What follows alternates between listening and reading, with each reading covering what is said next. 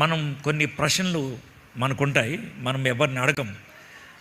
అందుట్లో ఒక ప్రశ్న ఏంటంటే, నేను ఇట్లా మీటింగ్కి వెళ్ళినప్పుడు మంచిగా ఉంటుంది, బాగుంటాను, 1-2 దినాలు బాగుంటాను, ఆ తర్వాత నేను పడిపోతూ ఉంటాను. అట్లా పడిపోతే ఏమవుతుంది? నేను దేవుని నుంచి దూరం అయితే ఏమవుతుంది? విశ్వాసిగా నేను దేవుని నుంచి దూరం అయితే నాకేమైనా నష్టం ఉంటుందా? మళ్ళీ జీవితాన్ని షురూ చేయాలనా? లేకపోతే అసలు ఏం అవ్వదా? ఒకసారి యేసుప్రభుని అంగీకరిస్తే అంతా సెట్ అయిపోయినట్టేనా? ఇది మనకుండేటువంటి ప్రశ్న. అయితే ఈరోజు దీనికి మీ అందరికీ అర్థమయ్యేటట్లు నేను జవాబు చెప్తాను. 2 తప్పుడు అర్థాలు ఉన్నాయి. అంటే ఇవి తప్పులు, ఈ 2 కూడా. అవి మీకు ఒకవేళ ఉన్నట్లయితే మీరు తీసేసుకోండి.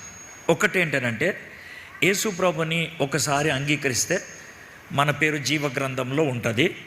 ఇక మనకేం ఫికర్ లేదు, ఏమన్నా చేయొచ్చు, ఎటన్నా పోవచ్చు, ఆయన మన జీవితాన్ని చూసుకుంటాడు, ఎట్లాగైనా సరే పరలోకాన్ని తీసుకుపోతాడు, మనకేం భయం లేదు అనేది ఒక జవాబు. అది రైట్ కాదు. 2, నువ్వు ఒక్కసారి పాపంలో పడిపోతే ఇక నీ పేరు జీవగ్రంథంలోంచి తుడిచేస్తారు, నువ్వు ఇక నరకానికి వెళ్తావు, ఇక నీ జీవితం సెట్ కాదు, నీ బతుకు అయిపోయింది. ఇది ఇంకొక జవాబు. ఇది కూడా రైట్ కాదు. సార్ మరి ఏంటి సార్, అది కాదంటున్నారు, ఇది కాదంటున్నారు, ఏం సార్ మరి అని అంటే అదే మీకు చెప్పదలుచుకున్నాం. అయితే ఒక చిన్న మాట చెప్తాను చూడండి. యేసు ప్రభుని ఎవరైతే అంగీకరిస్తారో, ఎవరైతే నేను దేవుని బిడ్డని అని అంటారో, వాళ్ళు ఎట్లాగవుతారు దేవుని బిడ్డ? ఏం జరిగితే దేవుని బిడ్డ అవుతారు? మనం ఒకవేళ ఈ ప్రశ్న అడిగితే కనుక, మనలోకి పరిశుద్ధాత్ముడు వచ్చి అయ్యా నువ్వు పాపివి అని ఒప్పించాడు, యేసు ప్రభు వారు నిజమైన దేవుడు అని నీకు అర్థమయ్యేటట్లు చేశాడు, నువ్వు ఆయనకి ప్రార్థన చేస్తే అప్పటి నుంచి నీలో పరిశుద్ధాత్ముడు ఉంటాడు. బైబిల్లో ఒక వచనం ఉంటుంది, ఏమనంటే నా ఆత్మ లేనివాడు నా వాడు కాదని. ఇంతమంది చెప్పినారంటే మీ అందరికీ తెలిసింది. వెరీ గుడ్, వెరీ గుడ్, నాకు హ్యాపీ. మీ అందరికీ తెలుసు నా ఆత్మ లేనివాడు నా వాడు కాదు అనేసి. అయితే ఇప్పుడు ఏమవుతుంది? నేను దేవుని ఆత్మ నాలో ఉన్నాడు, నేను విశ్వాసిని, బాగానే ఉంది. కొన్ని దినాలు అయిన తర్వాత పాపం చేశాను అంటే పరిశుద్ధాత్మ నాలో నుంచి వెళ్ళిపోతాడా? నన్ను వదిలేస్తాడా? లేదా లోనే హ్యాపీగా ఉంటాడా? ఈ 2 తప్పు ఆన్సర్లే. మరి రైట్ ఆన్సర్ ఏంటి సార్ అంటే, లోనే ఉంటాడు కానీ ఆయన హ్యాపీగా ఉండడు. అసలు ఏమవుతుంది తెలుసా? మనకి శోధన వచ్చినప్పుడు, అంటే ఒక తప్పు పని చేయాలనుకున్నప్పుడు లోనున్న పరిశుద్ధాత్ముడు ఏమంటాడంటే వద్దు వద్దు అంటాడు. మనకేమో చేయాలని ఉంటుంది, ఆయనేమో వద్దు అంటాడు. మనకు చేయాలని, ఆయన వద్దు అని ఇద్దరి మధ్యన పోరాటం జరుగుతూ ఉంటుంది. ఈ పోరాటంలో ఒకవేళ మనం సరిగ్గా బైబిల్ చదవక, ప్రార్థన చేయక, సహవాసంకి వెళ్ళకుండా, చర్చికి వెళ్ళకుండా ఉన్నాం అనుకోండి, బలహీనం అయిపోతాం. కాబట్టి ఇక ఓడిపోతాం. ఇక ఓడిపోయినాం అనుకోండి, పాపం చేసేస్తాం. పాపం చేసేస్తే పరిశుద్ధాత్ముడు వెళ్ళిపోడు, లోన కూర్చొని ఏడుస్తూ ఉంటాడు. అందుకే బైబిల్లో ఏమని ఉంటుందంటే, పరిశుద్ధాత్మని దుఃఖపరచొద్దు, ఏడిపించొద్దు. ఆయన ఎప్పుడు ఏడుస్తాడు? నువ్వు పాపం చేస్తే, ఆయన మాట వినకపోతే ఆయన ఏడుస్తూ ఉంటాడు లోన కూర్చొని. ఇది ఆయన చేసేటువంటి పని. లోన ఆయన ఏడుస్తూ ఉంటే మనం ఖుషీగా ఉండలేం, మనం హ్యాపీగా ఉండలేం. ఆయన మళ్ళీ మామూలు అయితే తప్పించి ఉండలేం. కాబట్టి మళ్ళీ మన జీవితం సరి అయ్యేదాకా ఆయన లోన ఏడుస్తూనే ఉంటాడు. ఇది లోన జరిగేటువంటి విషయం. ఇక బయట జరిగే విషయం అంటే చెప్తాను. యేసుప్రభుని మనం సొంత రక్షకుడిగా అంగీకరించగానే యేసుప్రభు వారు ఏం చేస్తారంటే, మన పేరు జీవ గ్రంథంలో రాస్తాడు. సరే, ఆ గ్రంథం ఎక్కడో ఉందనుకుందాం. అయితే ఆయన ఇంకొక మాట కూడా అన్నాడు. ఏమన్నాడు తెలుసా? నీ పేరు నా అరిచేతిలో. అది కూడా అందరు చెప్పిండు. చాలా హ్యాపీ. అంటే ఇప్పుడు మీ పేరు ఎక్కడుంది? యేసే చేతిలో ఉంది. యేసే చేతిలో మీ పేరు ఉంది, మీరేమో గలీజ్గా ఎక్కడెక్కడో దొరుకుతున్నారు. ఆయన ఖుషిగా ఉంటాడా? ఉండడు. ఆయన కూడా ఏడుస్తూ ఉంటాడు, ఆయన కూడా బాధపడుతూ ఉంటాడు, నిన్ను వెనకకి ఎట్లా తీసుకురావాలి అని ప్రయత్నం చేస్తూ ఉంటాడు. అయితే ఒక్క మాట చెప్తాను చూడండి. విశ్వాసికి అవిశ్వాసికి తేడా అంటే చెప్తాను. అవిశ్వాసి తప్పు చేసిందనుకో, వాడికి ఏం ఫికర్ ఉండదు, వాడికి ఏం బాధ ఉండదు, వాడి దారిని వాడు బాగానే ఉంటాడు. విశ్వాసి కనుక తప్పు చేస్తే, విశ్వాసి కనుక మంచిగా జీవించకపోతే, వాడికి లోనున్న పరిశుద్ధాత్ముడు ఏడుస్తాడు, తండ్రి దగ్గర కూర్చున్నటువంటి యేసయ్య కూడా ఏడుస్తూ ఉంటాడు. అందుకే చాలామంది విశ్వాసులు ఏమంటారంటే, ఎందుకు సార్ నా జీవితం మంచిగా లేదు, నేను సిగరెట్ తాగా, సినిమాలకు వెళ్ళా, వ్యభిచారం ఏం చేయ, దొంగతనం ఏం చేయ, ఇక బయట వాళ్ళు చూడు వాళ్ళు ఇష్టం వచ్చినట్లు ఉంటున్నారు, వాళ్ళైతే బాగా హ్యాపీగా ఉంటున్నారు, నేను ఎందుకు లేనంటే, నువ్వు హ్యాపీగా ఎందుకు లేవంటే నీలో ఉన్న పరిశుద్ధాత్ముడు ఏడుస్తున్నాడు, యేసయ్య ఏడుస్తున్నాడు. ఎందుకని? నువ్వు సరిగా లేవు, నీ జీవితంలో జారిపోయినావు. కాబట్టి ఆయన ఒక్కటే ఒక పనిలో ఉంటాడు, ఏంటనంటే నువ్వు ఆయన గొర్రెవి, ఆయన గొర్రె పిల్లవి, తప్పిపోయావు. తప్పిపోయిన నిన్ను వెనకకు తీసుకొచ్చేదాకా ఆయన కాముషి ఉండడు. వెనకకు వచ్చేదాకా ఆయన ఏదో ఒకటి చేస్తూనే ఉంటాడు. ఏం చేస్తాడు సార్ అని అంటే, ఇప్పుడు ఒక ఉదాహరణ, ఈరోజు మీరు కూర్చున్నారు కదా కొంతమంది, నేనేమనుకుంటాను తెలుసా, దేవుడు ఈ వర్తమానం ఇమ్మని ఆలోచన నాకు ఎందుకు ఇచ్చిందంటే, బహుశా ఇక్కడ కూర్చున్న కొంతమంది మీరు విశ్వాసులు అయి ఉండి జర దేవునికి దూరం అయ్యారేమో. దేవుడు ఈరోజు మీతో మాట్లాడతాడు, ఇదొక పద్ధతి. ఈరోజు మాట్లాడినప్పుడు మీరు విని మీరు సెట్ రైట్ అయిపోయినారు అనుకో, బాగానే ఉంటుంది. అట్లా వినలేదనుకో దేవుడు కొడతాడు. సార్ దేవుడు ఎట్లా కొడతాడు సార్? దేవుడు కొట్టేది ఎట్లా అంటే, నీకు దెబ్బ తగలవచ్చు, నీకు జబ్బు రావచ్చు, లేదా నువ్వు ఏదో ట్రై చేసింది మొత్తం నష్టపోవచ్చు. ఇది దేవుడు కొట్టేటువంటి దెబ్బ. ఇది సాతాను కొట్టే దెబ్బ కాదు, దేవుడే దెబ్బ కొట్టి సెట్ రైట్ చేస్తాడు. మీకు సంసోను తెలుసు కదా, సంసోను అమ్మాయిల జోలికి పోవద్దరా అంటూ పోయాడు. దేవుడు చివరికి ఏం చేసిందంటే దెబ్బ కొట్టించాడు. వాడు కళ్ళు పీకేసి, చేతికేమో పప్పు రుబ్బించి, కాళ్ళకేమో గొలుసులు కట్టి, అప్పుడు వాడికి బుద్ధి వచ్చింది. అర్థమైందా? ఇప్పుడు కూడా వినలేదనుకో, ఏది ఇలా దెబ్బ కొట్టిన తర్వాత కూడా వినలేదనుకో, ఏం జరగవచ్చో తెలుసా? మనకి తెలిసిన వాళ్ళు ఎవరో, మనకి ఇష్టమైన వాళ్ళు ఎవరో చచ్చిపోవచ్చు. సార్ అట్లా జరుగుద్దా అంటే జరిగింది, అట్లా జరిగింది. ఇప్పుడు దావీదు వ్యభిచారం చేశాడు, సెట్ రైట్ అవ్వమంటే అవ్వట్లేదు. ఏం చేశాడు? ఆ వ్యభిచారం ద్వారా పుట్టినటువంటి కొడుకు చచ్చిపోయింది, అప్పుడు సెట్ అయ్యింది. మీకు అర్థమైందా ఇప్పుడు? కాబట్టి మీరు ఒక్కసారి దేవుని బిడ్డ అని అనిపించుకున్నాక దేవునితో మంచిగా ఉండాలి. అప్పుడు దేవుడు మన జీవితాన్ని సుఖవంతంగా చేస్తాడు. చచ్చిపోయిన తర్వాత హ్యాపీగా ఆయన దగ్గరకు ఉంటాం. ఇది ఆయన కోరుకునేది. లోన హ్యాపీ ఉంటుంది మనకి, బయట ఎట్లా ఉన్నా ఉన్నాయి అంటే లోన ఖుషి ఉంటుంది, బయట ఎట్లా ఉన్నా ఉన్నాయి. ఇది దేవుడు చెప్పేది. జారిపోతే ఏమవుతుంది, పడిపోతే ఏమవుతుంది అని అనటానికి ఒక ఆయన జీవితం మీకు చూపిస్తా ఈరోజు. ఒక ఆయన జీవితం, పడిపోయిన వాళ్ళు, జారిపోయిన వాళ్ళని దేవుడు ఏం చేస్తాడు అని అనటానికి మీకు ఒక ఆయన జీవితం చూపిస్తా. ఎవరి జీవితం అని అంటే పేతురు. మీకు పేతురు తెలుసు కదా, యేసు ప్రభు శిష్యుల్లో ఒక శిష్యుడు. ఆయన గురించి మీకు కొన్ని విషయాలు చెప్తాను. పేతురు జీవితాన్ని నుంచి మనం కొన్ని విషయాలు చూద్దాం. మార్కు సువార్త మొదటి అధ్యాయం. ఊరినే తెరవండి, నేను స్టోరీ లెక్క చెప్తా. చివరిలో ఒక చిన్న భాగాన్ని మనం చదువుతాం, కానీ ఊరినే మీరు తర్వాత ఎప్పుడైనా చదువుకుంటారేమని మార్కు సువార్త 1వ అధ్యాయం అని చెప్పిన. అసలు మార్కు సువార్త అనేది మార్కు గారు రాశారు కాదనంట్లా, కానీ మార్కు సువార్త మార్కు రాసినప్పటికీ మ్యాటర్ మార్కుది కాదు. మరి ఎవరు సార్? పేతురుది. ఎందుకనంటే పేతురికి అంత చక్కగా రాయటం రాదు, అందుకనే మార్కుకి చెప్తే మార్కు రాసిండు.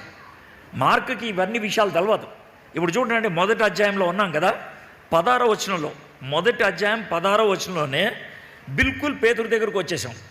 పేతుర్ని దేవుడు పిలిచినటువంటి విషయం ఎక్కడ ఉన్నది. తర్వాత పేతురు ఒక్కడే, అంటే మార్కు సువార్తలో ఒక్క చోటనే పేతురు గారి అత్తగారికి జబ్బు గురించి రాసింది, ఇంకెక్కడ రాయాల. ఎందుకంటే ఇది పేతురు గారి యొక్క సొంత అనుభవం అనమాట. అర్థమైందా? 16వ వచనం నుంచి అవుతున్నాం చూడండి, మార్కు సువార్త మొదటి అధ్యాయం. ఆయన గలిలయ సముద్ర తీరమున వెళ్ళుచుండగా సీమోను సహోదరుడగు ఆంద్రేయు సముద్రములో వలవేయుట చూచెను. వారు జాలరు. యేసు, నా వెంబడి రండి, నేను మిమ్మల్ని మనుషులను పట్టు జాలరుగా చేసేదనని వారితో చెప్పాను. వెంటనే వారు తమల వలలు విడిచి ఆయనను వెంబడించిరి. ఊరిని జర్ర చెప్తున్నా. యేసు ప్రభు వారు పరిచర్య మొదలైంది, బాప్తిస్మం అయిపోయింది. ఏది 15వ వచనం లోపల బాప్తిస్మం అయిపోయింది. బాప్తిస్మం అయిపోయిన తర్వాత ఇక ప్రార్థన చేసుకొని ఒక్కొక్క శిష్యుని పిలుస్తున్నాడు. ఆయన ఫస్ట్ పిలిచింది ఎవరినంటే సీమోన్ని, తర్వాత ఆంద్రేని పిలిచింది. వాళ్ళిద్దరిని పిలిచాడు. ఫస్ట్ పిలిచింది వాళ్ళిద్దరినే. పిలిచి, అరే రండ్రా, మీరు మిమ్మల్ని మనుషులు పట్టు జాలరుగా చేస్తానంటే ఓకే అనేసి వలలు వదిలేసి వచ్చారు. మనం ఏమనుకుంటాం, ఖతర్నాక్ రాబాయ్, పిలవంగానే వలలు వదిలేసి వచ్చారు. నిజమే, నేనేం తక్కువ చేయట్లా. వలలు వదిలేసి రావటం అనేది ఖతర్నాక్. వదిలేసి వచ్చేసాను. అయితే ఒక్క మాట చెప్తాను. వచ్చి అలాగా ఒక 9 నెలలు అలా ఉండుంటారు. 9 నెలలు అలా ఎంతకాలం ఉన్నాను నాకు తెలీదు, ఏమైందో నాకు తెలీదు. కానీ ఏం జరిగిందో తెలుసా? ఒక 6 లేకపోతే 7, 8, 9 నెలలు అయిన తర్వాత పేతురు గారు యేసు ప్రభుని వదిలేసిండు. సార్ నీకు ఎవడు చెప్పిండు సార్? చెప్తా. యేసు ప్రభుని వదిలేసిండు. ఎందుకు వదిలేశాడు? చేపలు పట్టుకోవడానికి పోయిండు ఆయన మళ్ళీ చేపలు పట్టుకోవడానికి వెళ్ళిపోయి ఏ సముద్ర తీరంలో ఆయన యేసు ప్రభు వారు పిలిచారో అదే సముద్రం, గలిలయ సముద్రం లేకపోతే తిబేరియా సముద్రం అంటారు, ఆ సముద్రం దగ్గరికి వెళ్ళి మళ్ళీ చేపలు పట్టుకుంటా ఉన్నాడు. ఇప్పుడు లూకాసు వార్త 5వ అధ్యాయం తీయండి. లూకాసు వార్త 5వ అధ్యాయం తీయండి. ఊరినే తీయండి, అక్కడ జరిగిన విషయం ఏంటి చెప్తాను. లూకాసు వార్త 5వ అధ్యాయంలో యేసు ప్రభు వారు ఆ సముద్ర తీరాన బోధిస్తూ ఉన్నారు. అంటే అందరికీ ప్రసంగం చేస్తూ ఉన్నాడు. జనం ఎక్కువైపోయారు, చాలా ఎక్కువ మంది. ఎంత ఎక్కువ మంది అంటే 10-15 వేల మంది దాకా వచ్చేసారు. జనం ఊకే మీదకు వచ్చేస్తున్నారు. ఏం చేయాలో అర్థం కాలేదు. యేసయ్య ఏం చేసిందంటే అక్కడ 2 పడవలు ఉన్నాయి. 2 పడవలు ఉంటే ఒక పడవ ఆయన్ని పిలిచి నేను ఎక్కుతా అన్నాడు. సరే ఎక్కువ అన్నారు. ఆయన పడవెక్కాడు. పడవెక్కిన తర్వాత జర్ర లోనకి పాని అన్నాడు. ఆ పడవని జర్ర లోనకి పానిచ్చాడు. ఆయన చాలా తెలివిగలవాడు యేసయ్య. ఎందుకనంటే ఇప్పుడు మీరు ఇంతమంది ఉన్నారు, మీ అందరికి వినబడతాను. నా చేతిలో ఏం పెట్టారు? మైక్ పెట్టారు. మరి అప్పట్లో మైక్ ఉందా? లేదు. మీకంటే ఎక్కువ మంది జనం ఉన్నారు అక్కడ. మరి ఇంతమంది జనానికి యేసు ప్రభు ఎట్లా మాట్లాడతాడు? అందుకనే చాలా తెలివి ఉపయోగించాడు. ఏం చేసిందంటే ఆయన పడవలోకి వెళ్ళి, ఆయన పడవలో కూర్చున్నాడు కదా, పడవని జర లోనకు పంపించమన్నాడు, తీసుకుపోమన్నాడు. తీసుకుపోయారు పడవని లోనికి. ఒక 10 అడుగులు 15 అడుగులు తీసుకెళ్లారు. తీసుకెళ్ళిన తర్వాత ఆయన పడవలో కూర్చున్నాడు. ఏం చేశాడు? కూర్చున్నాడు. పడవలో కూర్చొని ఇప్పుడు నేనైతే ఇట్లా మాట్లాడుతున్నాను కదా, యేసుప్రభు వారు ఏం చేస్తారంటే పడవలో కూర్చొని ఇట్లా మాట్లాడతాడు. ఇట్లా మాట్లాడితే ఆ మాట వెళ్ళి తిన్నగా దేనికి గుద్దుకుంటుంది అంటే నీళ్ళకే. ఎందుకంటే అక్కడ సముద్రంలో ఉండేది నీళ్ళే కదా. ఇట్లా మాట్లాడితే తిన్నగా పోయి నీళ్ళకు గుద్దుకుంటుంది. నీళ్ళకు గుద్దుకుంటే ఏం జరుగుద్దంటే నీళ్లకు గుద్దుకున్న శబ్దం డబల్ అవుతుంది. అంటే నేను ఇంత గట్టిగా మాట్లాడితే అది ఎంత అవుతుంది? ఎందుకంటే దాన్ని గుద్దుకొని సౌండ్ పెరుగుద్ది. అప్పుడు ఎక్కువ మందికి వినబడుతుంది. రెండోది ఏంటంటే ఇప్పుడు మీ వెనక గోడ ఉన్నది కదా, అక్కడ గలిలయ సముద్రం వెనక కొండలు ఉంటాయి. వెనకాల కొండలు ఉన్నాయి కాబట్టి కొండల్లోకి శబ్దం మీద తగిలితే ఏమవుతుంది? ఎక్కువ వస్తుంది కదా, రీసౌండ్ వస్తుంది, వెనకోళ్ళు కూడా వినబడుతుంది. అట్లాగా 10,000 మంది 15,000 మందికి ఆయన చాలా తెలివిగా మాట్లాడేటవాడు. ఆ విధంగా ఆయన వాక్యం చెప్పాడు. వాక్యం చెప్పిన తర్వాత వాక్యం చెప్పారు, వాళ్ళు వెళ్ళిపోతూ ఉన్నారు. అప్పుడు యేసయ్య ఆ ధోని ఎవరిదైతే ఉంటుందో ఆయన ఏం అడిగిండంటే, భయ్ ఏమన్నా చేపలు ఉన్నాయా అని అడిగాడు. అంటే ఏం చేపలు పడలేదు సార్, రాత్రంతా మేము వలేసాం, చేపలు పట్టలేదు సార్ అన్నాడు. అంటే ఒక పని చేయండి, ఈ పక్కన చేప వలేయండి అన్నాడు. అంటే అతను మస్తు చేపలు పట్టడం తెలిసిన సీనియర్ అనమాట. ఆయన ఏం చెప్పాడో మీరు విందాం. ఓకే, 5వ అధ్యాయం లూకాసు వార్త 5వ అధ్యాయం 5వ వచనం చూడండి. సీమోను, ఎవరిది మాట్లాడుతుంది? సీమోను. ఇప్పుడు మీకు అర్థమైందా? మార్కు వార్త 1వ అధ్యాయంలో వల విసట్టడానికి వెళ్ళినటువంటి సీమోను ఉన్నాడే, ఇప్పుడు మళ్ళీ చేపలు పట్టుకోవడానికి పోయిండు. ఆయన వెళ్ళిపోయి ఏం చేసిండంటే సీమోను ఏమంటున్నాడు? ఏలినవాడా, రాత్రంతయు మేము ప్రయాసపడితిమి కానీ మాకేమీ దొరకలేదు, అయినను నీ మాట చొప్పున వలలు వేతుమని ఆయనతో చెప్పాను. సరే వలేసాడు. వలేస్తే మస్తు చేపలు వచ్చాయి. ఎంత చేపలు వచ్చినాయంటే వలే లాగుతానికి గుంజడానికి అవ్వట్ల. అప్పుడు పక్కన వాళ్ళు పిలిచి రారాబాయ్ అని అంటే వాళ్ళు కూడా వచ్చారు. అందరు కలిసి గుంజారు. గుంజిన తర్వాత ఏం చేశాడో చూద్దాం. 8వ వచనం చూడండి. ఇప్పుడు 5వ అధ్యాయం 8వ వచనం. సీమోను పేతురు అది చూచి యేసు మోకాళ్ళ ఎదుట సాగిలపడి, ప్రభువా నన్ను విడిచిపొమ్ము, నేను పాపాత్మునని చెప్పాను. ఎందుకన్నాడు ఆ మాట? ఎందుకన్నాడు? యేసయ్యా నువ్వు వెళ్ళిపో అని ఎందుకన్నాడు? అన్ని చేపలు పడితే దేవా నీకు వందనాలు, నువ్వు ఖతర్నాక్ అనాలి కదా, నేను పాపాత్ముని నువ్వు పో అని ఎందుకన్నాడు? ఇప్పుడు మీకు దీంతో అంత అర్థం అవ్వాలా? ఏమర్థం అవ్వాలంటే యేసయ్యతో జర దినాలు తిరిగాడు. తిరిగిన తర్వాత ఏమనుకున్నాడంటే, ఇంత తిరిగితే కనుక మనకేం సెటిల్ కాదు, మన వ్యాపారం గీపారం అంతా పోతుంది, ఈయన రోజు ప్రసంగాలు చేసుకుంటూ అటు ఇటు తిరుగుతున్నాడు, మన ఫ్యామిలీ ఒకటి ఉంది, మన ఫ్యామిలీ ఏం సెటిల్ అవుద్ది, నేను వెళ్తా చేపలు పట్టుకొని మంచిగా సెటిల్ అయిపోతా అని వెళ్ళిపోయింది వదిలేసి. ఏసే వద్దు అని ఉంటాడు, పోయాడు. ఏసే వదిలేసి వెళ్తే చేపలు దొరకలా. అర్థమైంది? ఏసే మళ్ళీ అదే పడవేకి, అర్థమైందా, ఆయన ఇన్ని చేపలు ఇస్తే పేతురికి ఆయనకి సిగ్గు అనిపించింది. ఏమనంటే, ఈ చేపల కోసమే కదా ఈయన వదిలేసింది.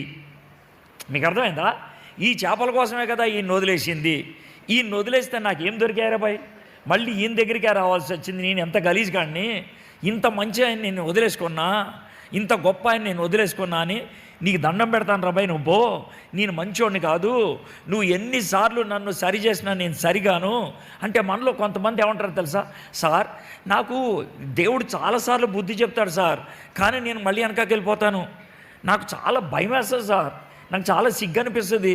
అరే అసలు దేవుడు నన్ను క్షమిస్తాడా, ఆ దేవుడు నన్ను ఊరుకుంటాడా, నేను తెలిసి తప్పు చేస్తానా, నేను వద్దనుకోని కూడా తప్పు చేస్తానా, నా జీవితం వేస్ట్ సార్, నా వేస్ట్ జీవితం. అట్లాగా ఈ పేతురు ఏమంటాడంటే, అయ్యా నీకు దండం పెడతాను నువ్వు పోయా అని అంటే, యేసయ్య ఏమంటాడంటే 10వ వచనం ముందుకే, అందుకు యేసు 10వ వచనం చివర, అలాగున సీమోనుతో కూడా పాలువారైన జబదే కుమారులు యాకోబు యోహానును విస్మయం పొందిరి. అందుకు యేసు, భయపడకము, ఇప్పటి నుండి నీవు మనుషులను పట్టువాడివై ఉందువని సీమోనుతో చెప్పాను. మళ్ళొక్కసారి ఏమన్నాడు, సీమోను దా, నాకు తెలిసే ఆయన సంగతి,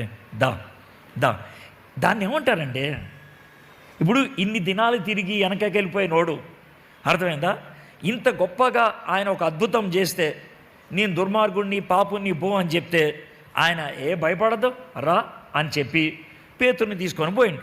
అర్థమైందా? ఇది రెండోసారి. మొదటిసారి పిలిచింది వాళ్ళు ఇసిరినప్పుడు, రెండోసారి పిలిచింది ఆయన దోణి మీద ఏమి దొరక కూర్చొని ఉన్నప్పుడు పిలిచిండు. ఆ తర్వాత పేతురికి యేసయ్య చాలా మంచి ప్లేస్ ఇచ్చాడు. 12 మంది శిష్యులు కదా, ఈ 12 మంది శిష్యుల్లో 3 జిగిరి దోస్తులాగా చేసుకున్నాడు ఆయన. అందుకనే ఓ చనిపోయిన పాపను లేపడానికి 3 తీసుకుపోయిండు. తర్వాత ఆయన కొండ మీదకి వెళ్తే 3 తీసుకుపోయిండు. అక్కడ ఆయన మహిమ శరీరంలోకి వచ్చింది.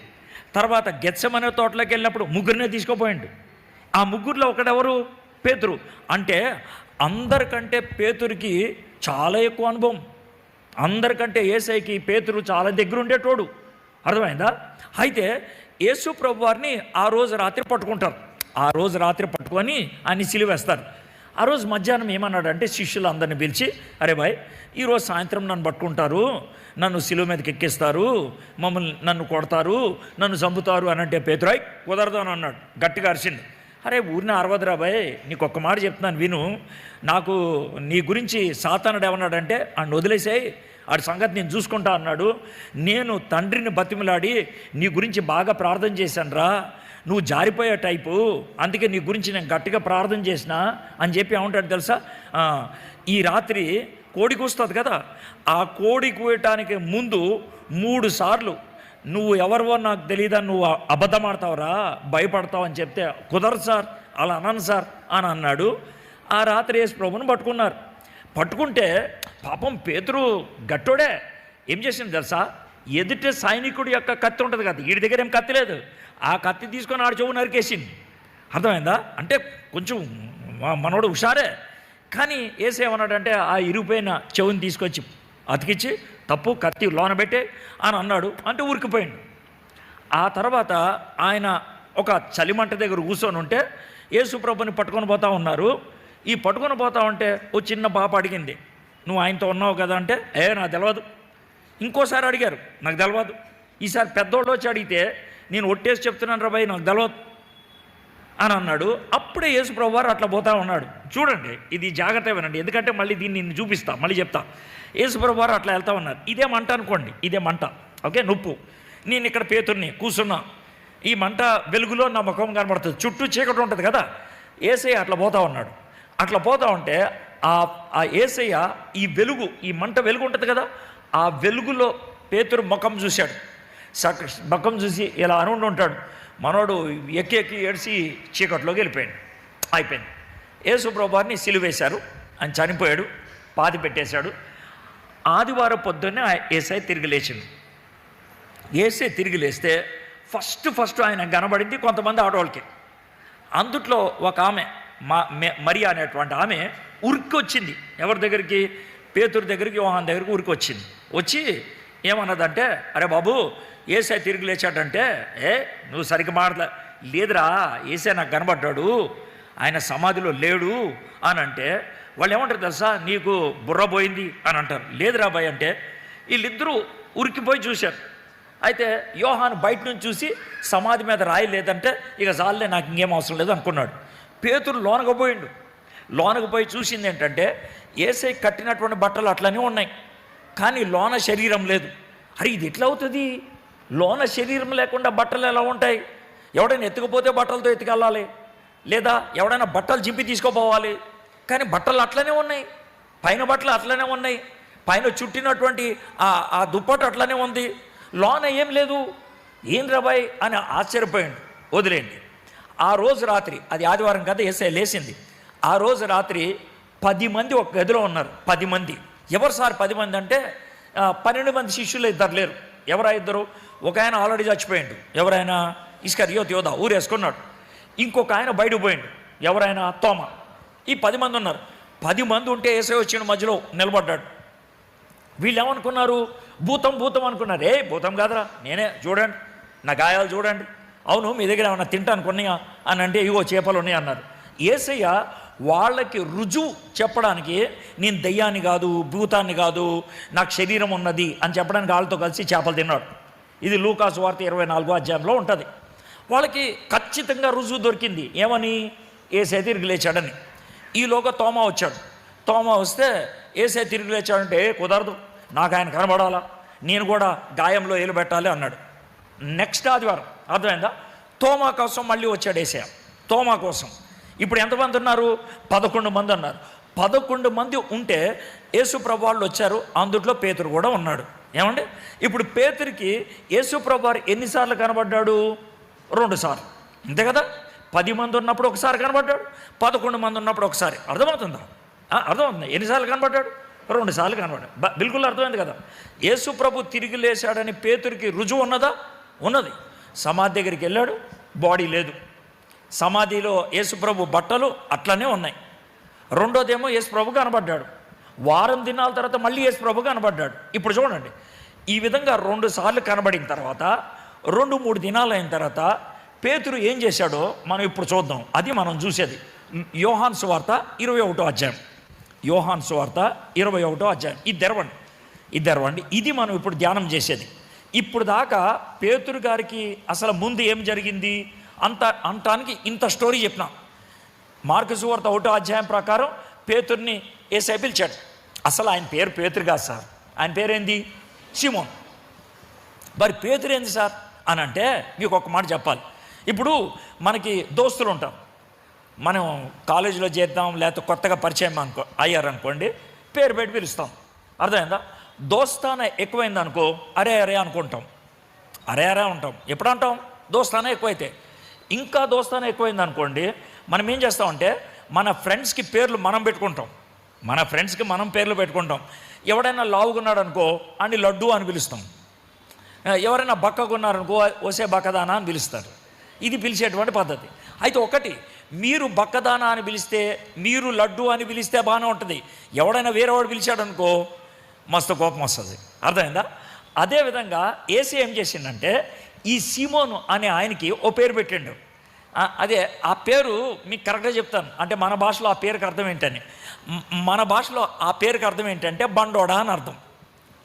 అరే బండోడా అని అర్థం. అర్థమైందా? మనం అప్పుడప్పుడు కొంచెం రఫ్గా ఉండేవాడిని, ఆడ బండోడు, అరే బండా ఇట్రా అని అంటాం చూసా దోస్తుని. అలాగా బండోడా అని పేరు పెట్టాడు. బండోడా అన్నదాన్ని వాళ్ళ భాషలో కేఫా అని అంటారు. కేఫా అంటే బండ లాంటి వాడు.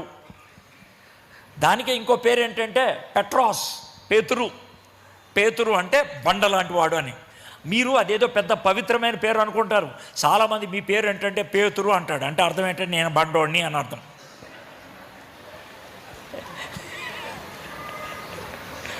మీరేమనుకుంటారంటే అది ఖతర్నాక్ ప్రేమ, చాలా పవిత్రమైన పేరు అనుకుంటారు. ఏం కాదు బండ, అది విషయం. ఆయన అట్లాగా పేరు పెట్టి ఆయన పిలిచాడు. అయితే ఇప్పుడు ఈయన ఏం చేశాడో చూద్దాం. 21వ అధ్యాయం చూద్దాం. యోహాను సువార్త 21వ అధ్యాయం. అటు తర్వాత యేసు తిబేరియా సముద్ర తీరమున, తిబేరియా సముద్రం అన్న గలిలయ సముద్రం అన్న ఒకటే, ఓకే, గుర్తుపెట్టు. తీరమున శిష్యులకు మరలా తన్ను ప్రత్యక్షపరచుకొనెను. ఆయన తన్ను ప్రత్యక్షపరచుకునే విధము ఏదనగా, ఇది హెడ్డింగ్, ఏం జరిగిందో చెప్తున్నాడు. ఇప్పుడు చూద్దాం. సీమోను పేతురును, దిదుమ అనబడిన తోమాయు, గలిలయలోను కానా అను ఊరువాడుగు నతనీయేలు, జబదయి కుమారులను ఆయన శిష్యుల్లో మరి ఇద్దరును కూడి ఉండిరి.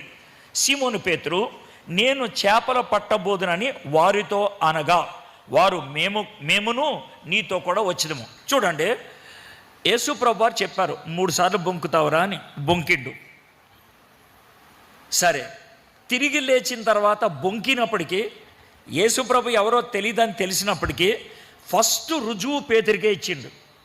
ఆ మరియ గారు వచ్చి చెప్పారు కదా, ఆ రోజు సాయంత్రమే 10 మంది కనబడిలో పేతురు కూడా ఉన్నాడు. వారం దినాల తర్వాత మళ్ళీ పేతురికి కనబడ్డాడు. ఆయన మంచిగా రుజువు ఇచ్చిండు పేతురికి. అయితే ఈ 2 రుజువుల తర్వాత కూడా పేతురు గారు ఏం చేసిండంటే, ఈ 2వ ఆదివారం అయిన 3 రోజులకో 4 రోజులకో మనకు కరెక్ట్గా తెలియదు, కానీ ఆయన ఏమన్నాడంటే, మిగిలిన 6 శిష్యులు ఉన్నారు, ఈయన 7వ వాడు. 7 ఉన్నప్పుడు ఆయన ఏమన్నాడంటే, రాయ్ ఇది మనకు కుదరదు, కానీ ఈ సెట్ కాదు, కానీ నేను చేపలు పట్టడానికి పోతున్నాను అని అన్నాడు. మీకు అర్థమైంది కదండి, చేపలు పడతాను పోతున్నాను. అయితే పేతురు ఆ మాట అంటే మనకి మస్తు కోపం వస్తుంది. ఏం రాబాయ్, ఇన్ని రుజువులు ఇచ్చారు, అయినా కూడా పోతావని. అయితే ఈయన సంగతి వదిలే. ఎప్పుడైతే నేను చేపలు పడతానికి పోతున్నాను అని అన్నాడో, మిగిలిన వాళ్ళందరూ ఏమన్నారు, మేము కూడా వస్తాము అన్నారు. అర్థమైందా? మనుషులు 2 రకాలు ఉంటారు బాయ్, మనుషులు 2 రకాలు. ఇక్కడ కూర్చున్నటువంటి మీరు కూడా 2 రకాలు. ఒక రకం వాళ్ళు ఏంటంటే, వాళ్ళు ఏం చేసినా చెప్పుకుంటారు, వాళ్ళు ఏం చేసినా చెప్పుకుంటారు. అర్థమైందా? వాళ్ళని చాలామంది వీడు చెడ్డోడు, వీడు అలాంటోడు, వీడు ఇలాంటోడు, వీడు ఇన్ని మాటలు చెప్తారంటాడు. ఇది ఒక జాతి. కొంతమంది ఉంటారు ఏమి చెప్పరు, అన్ని గలీజీ అన్నీ లోన ఉంటాయి. ఇప్పుడు మిగిలిన 6 ఉన్నారు చూసారా, వాళ్ళకు కూడా వెళ్ళిపోవాలని ఉంది, కానీ చెప్పలా అంతే. మొత్తం 7 ఒకటే కేటగిరీ, 7 ఒకటే టైప్. కానీ ఒక్కడు చెప్పాడు పేతురు, మిగిలిన 6 ఆడు చెప్తాడని ఎదురు చూస్తున్నారు. అర్థమైందా? మనము 2 రకాలు అన్నాం కదా. కొంతమంది చెడ్డ పని చేయడానికి ఎత్తుక్కుంటారు అవకాశాలు. కొంతమంది ఏం చేస్తారు తెలుసా, అవకాశం వస్తే తప్పు చేస్తారు. అవకాశం వస్తే అంటే అవకాశం దొరికితే పాపం చేస్తారు, అవకాశం దొరకకపోతే చేయరు. మీలో చాలామంది ఎందుకు పాపం చేయలేదంటే అవకాశం దొరకలేదు కాబట్టి. దొరికితే మీరు కూడా చేసేవాళ్ళు. మనం ఆ టైప్. ఇక్కడ 2 రకాలు ఉన్నారు. సో వీళ్ళు అందరూ కలిసి చేపలు పడతాను పోయారు. ఎందుకు పోయారు సార్ ఏమో నాకు తెలియదు. ఆయన సంగతి వదిలేయండి. యేసయ్య మిమ్మల్ని జారిపోయిన ప్రతిసారి వెనకకి తీసుకొచ్చాడు కదా. యేసయ్య మీరు దూరం వెళ్ళిన ప్రతిసారి ఏదో ఒక వాక్యం ద్వారా హెచ్చరించడమో, లేకపోతే మీ ఇంట్లో ఏదో కార్యం చేయటమో, ఏదో విధంగా ఒక కళ రావటమో, ఒక దర్శనం రావటమో, ఎవరో వచ్చి ఒక మాట చెప్పడము, ఏదో ఒక దినాన్న ఏదో ఒక పద్ధతిలో వెనకకి తీసుకొచ్చాడు. ఇన్నిసార్లు తీసుకొచ్చినా మీరేం చేస్తున్నారు? మనం ఏం చేస్తాం? మళ్ళీ పోతానే ఉంటాం. ఇన్నిసార్లు చేసిన పేతురు వాళ్ళ యొక్క 6 మిత్రులు వాళ్ళు పోయారు. అయితే ఏం జరిగిందో చూడండి. నేను చేపలు పట్టబోతున్నాను వారితో అనగా, వారు మేమును నీతో కూడా వచ్చిదమని. వారు వెళ్ళి దోణి ఎక్కిరి, కానీ ఆ రాత్రి ఏమియో. సార్ అదేంటో చూడండి, అన్నిసార్లు ఎత్తున్నట్టు ఏంటంటే,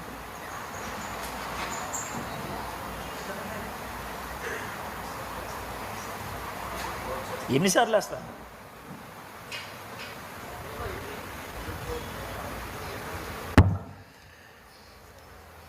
వారు వెళ్ళి దోణి ఎక్కిరి, కానీ ఆ రాత్రి ఏమీయూ పట్టలేదు. ఒక్క మాట వదిలేశాను. ఇది నేను చెప్పాల్సింది చెప్పేసాను, అయిపోయింది. ఇటు చూడండి, మీరు లూకా సువార్త 5వ అధ్యాయం చూసిండ్రు కదా. ఇందాక పేతురు యేసయ్యను వదిలేసి వెళ్ళిపోయాడు కదా.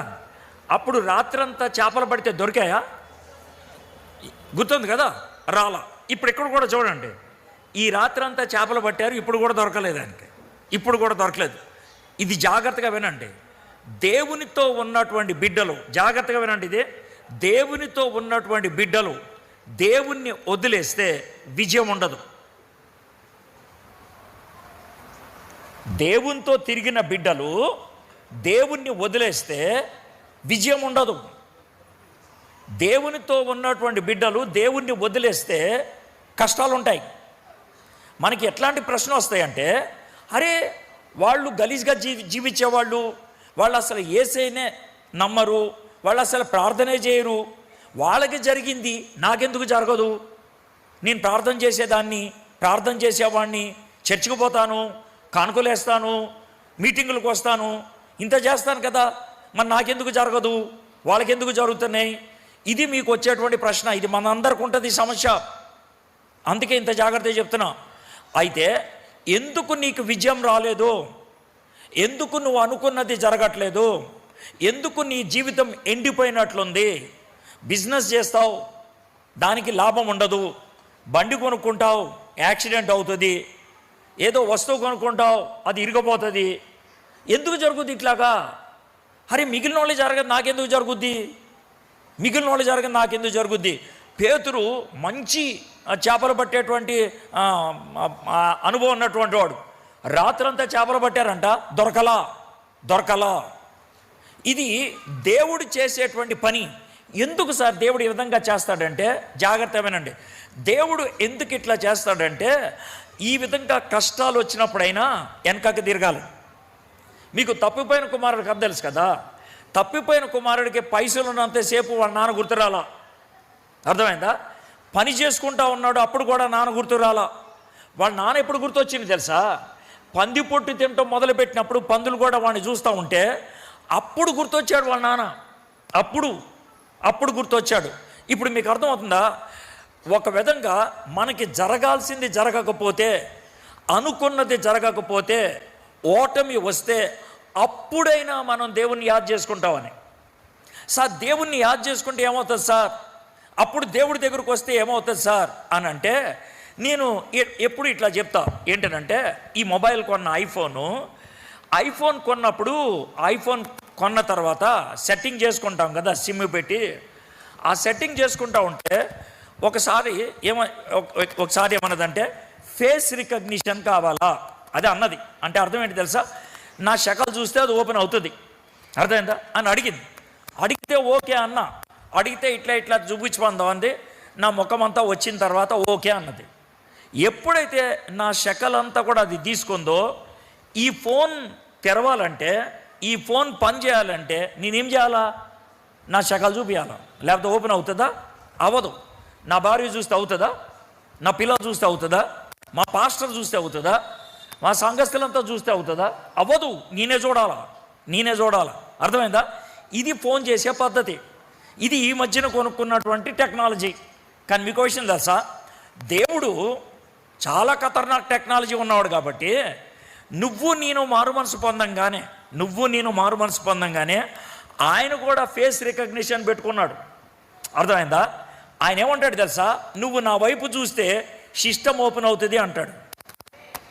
మీకు అర్థమైందా? నువ్వు నా వైపు చూస్తే సిస్టమ్ ఓపెన్ అవుతుంది.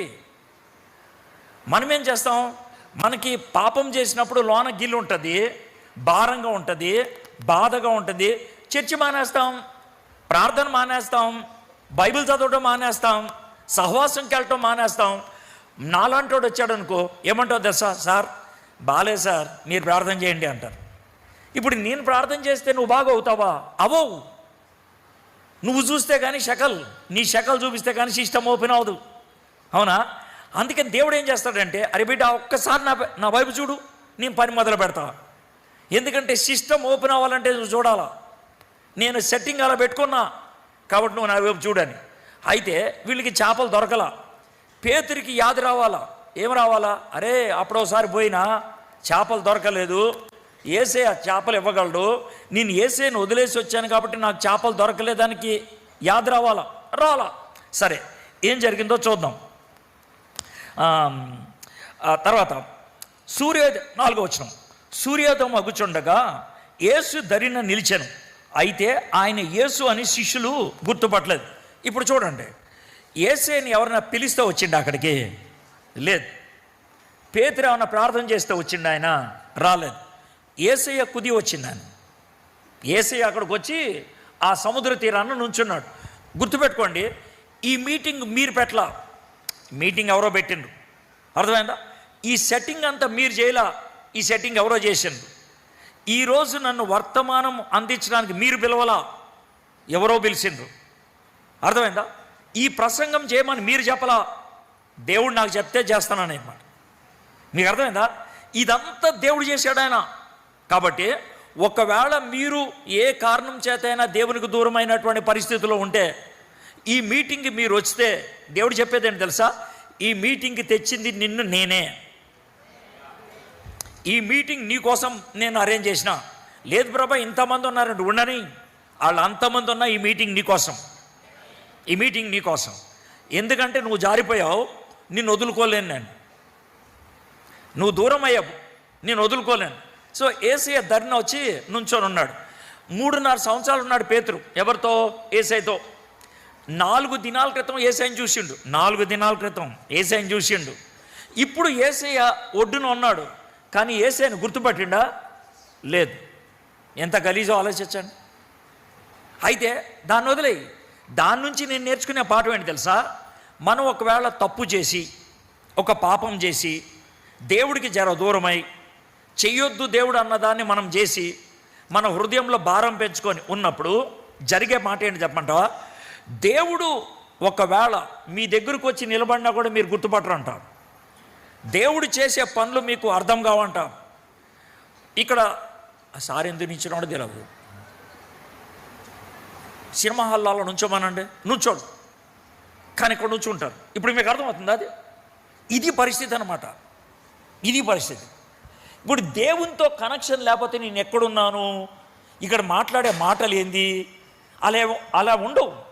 ఇప్పుడే లేచి బాత్రూమ్కి వెళ్తారు, ఇప్పుడే లేచి మంచినీళ్ళు తాగుతారు, ఇప్పుడే లేచి ఆయనతో నేను లీడర్ అన్నట్టు లేచి నుంచున్నాడు. ఏం అసలు సమాజం కాదు ఇది. మీకు అర్థమవుతుందా ఇదే? ఎందుకు అనంటే లోన వినబుద్ధవుదు మాటలు, లోన వినబుద్ధవుదు. నేను 4 జోకులు చెప్పినాను అనుకో, మీరు ఏ మాత్రం కదలకుండా జోకులు వింటారు. నేను పాటలు పాడుతున్నాను అనుకో, ఏ మాత్రం టెన్షన్ లేకుండా పాటలు వింటారు మీరు. నేను డ్యాన్స్ చేశాను అనుకో, మీరు కూడా డ్యాన్స్ చేస్తారు. కానీ వాక్యం చెప్పినప్పుడు గుండెకు తాకిందనుకో వినబుద్ధి కాదు. అప్పుడే టెన్షన్ సూర్య అవుద్ది, కూసోబుద్ధి అవదు, పక్కనోని కెలిగేది అప్పుడే మీరు చేసే పని ఏంటంటే మొబైల్ గుర్తొస్తుంది, దాన్ని తీస్తారు, దాన్ని అప్పుడు చూస్తారు. సినిమాలో ఎవడన్నా మొబైల్ చూడటం చూసినరా? కానీ ఇక్కడ చూస్తారు. సీరియల్ చూసేటప్పుడు ఎవడన్నా మొబైల్ చూస్తాడా? కానీ ఇక్కడ చూస్తారు. ఎందుకనంటే దేవుని మాట నీకు తగులుతుంది.